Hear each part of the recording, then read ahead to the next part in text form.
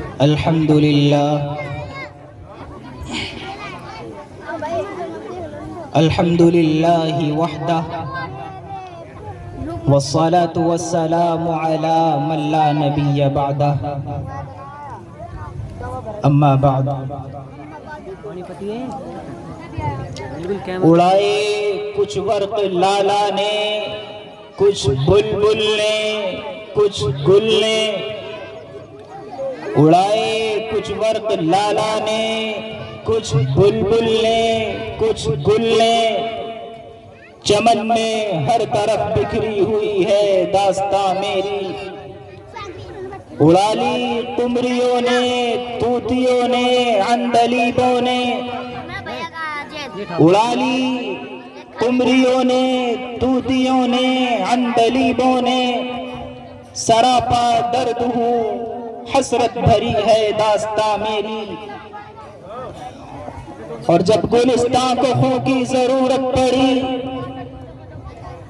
جب گلستان کو خوں کی ضرورت پڑی تو سب سے پہلے ہماری ہی گردن کٹی،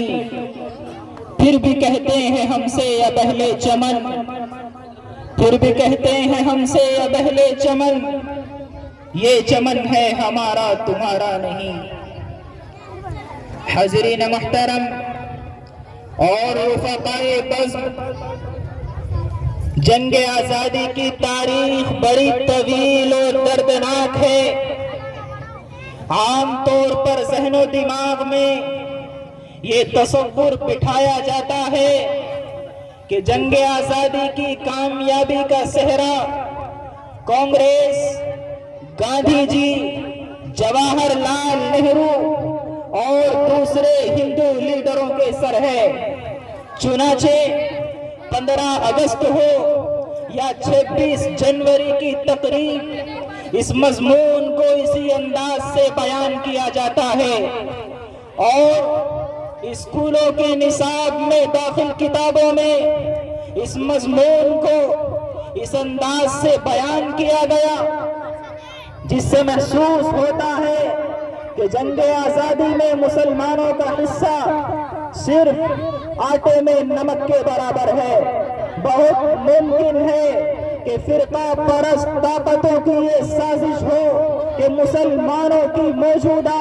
اور آئندہ نسل کو ان کے اسلاف کے کارناموں سے، ان کے اسلاف کی قربانیوں سے بے خبر کر دیا جائے اور ان سے کاٹ دیا جائے، اس لیے کہ جو قوم اپنے اسلاف سے کٹ جاتی ہے وہ بے حس ہو جاتی ہے اور اس کے ذہن و دماغ پر دوسروں کی حکومت ہو جاتی ہے۔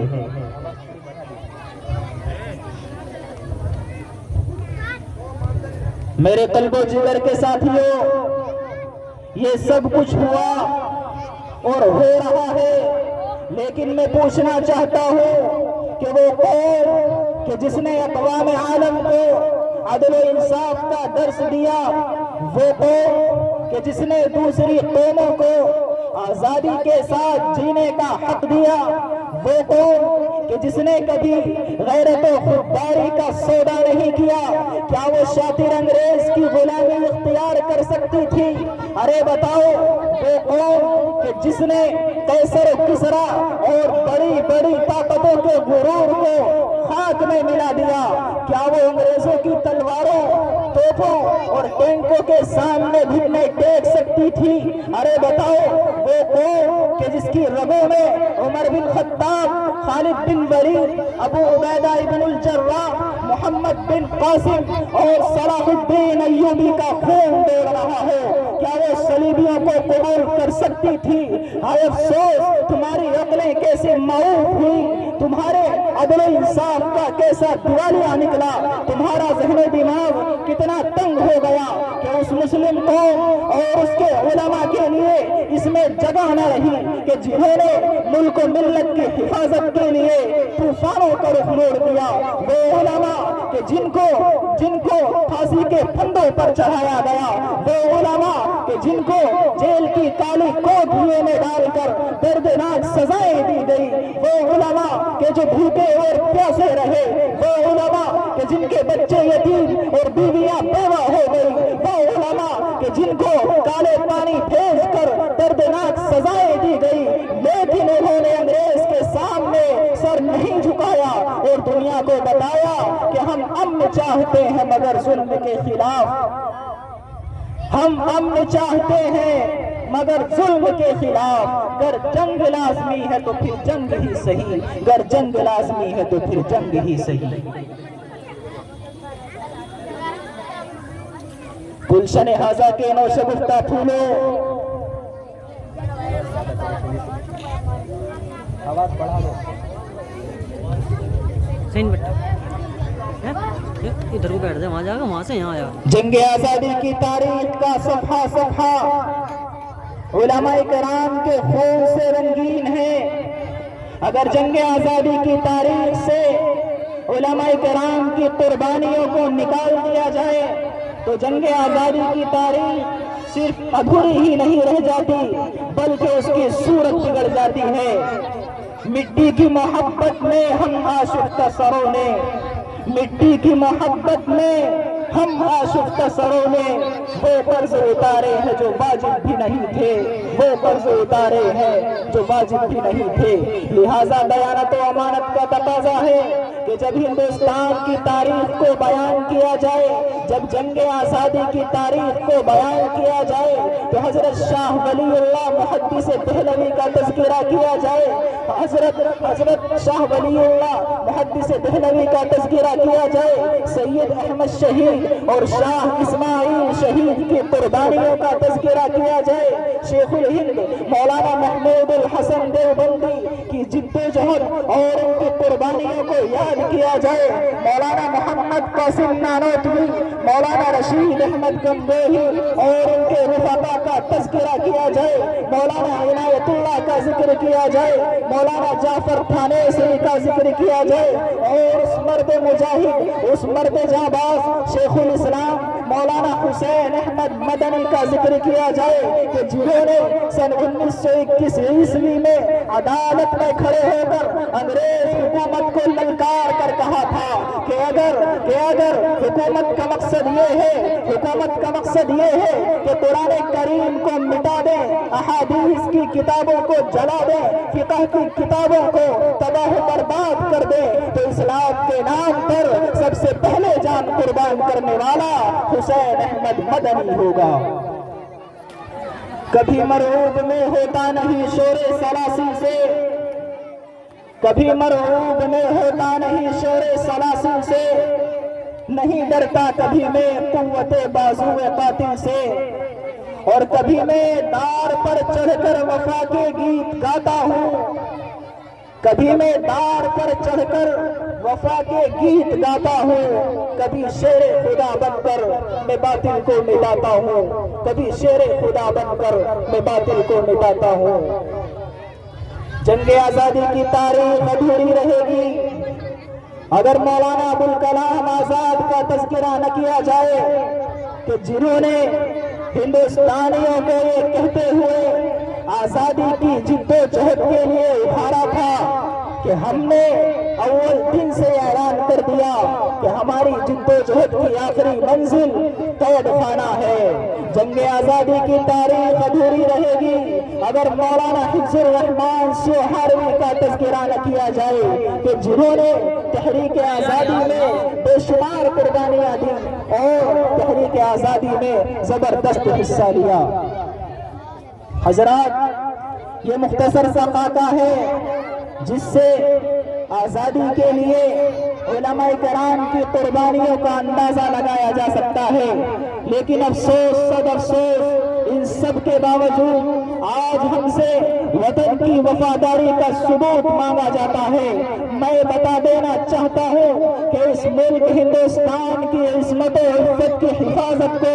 ہم نے کل بھی اپنی ذمہ داری سمجھا تھا اور آج بھی اس کی رکشا کو ہم اپنا دھرم سمجھتے ہیں، اس لیے کہ ہم جس مذہب کے ماننے والے ہیں اس نے ہمیں بے وفائی نہیں بلکہ وفاداری کا سبق دیا ہے۔ اس مذہب نے ہمیں احسان فراموشی نہیں بلکہ احسان شناسی کا سبق دیا ہے۔ اس مذہب نے ہمیں بزدلی نہیں بلکہ حوصلہ دیا ہے۔ اس مذہب نے ہمیں لومڑی کی مکاری نہیں بلکہ شیر کا دل عطا کیا ہے، اور اس مذہب نے ہمیں تلواروں کے سائے میں جینا سکھایا ہے اور ٹیم کو توپوں سے ٹکرانے کا حوصلہ دیا ہے۔ ارے سرزمین مکہ سے پوچھ لو، سرزمین مدینہ سے پوچھ لو، مصر شام سے پوچھ لو، روس و ایران سے پوچھ لو، روم و فارس سے پوچھ لو، اندلس و اسپین سے پوچھ لو کہ کیسی کیسی وفاداری کی روداد ہم نے، کیسی کیسی وفاداری کی مثالیں ہم نے پیش کی ہیں۔ جب ہم مکہ میں تھے تو مکہ کے ساتھ وفاداری کی تھی، جب مدینے میں تھے تو مدینے کے ساتھ وفاداری کی تھی،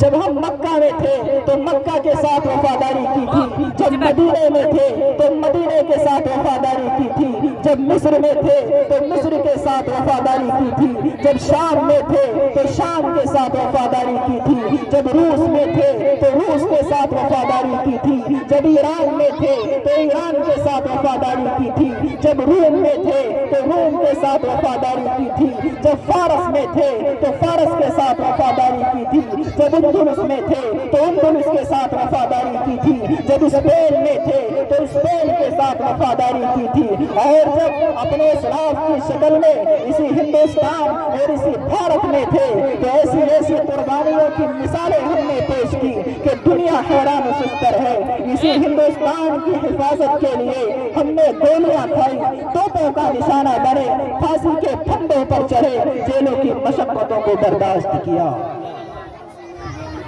ہویدا آج اپنے زخم پنہا کر کے چھوڑوں گا،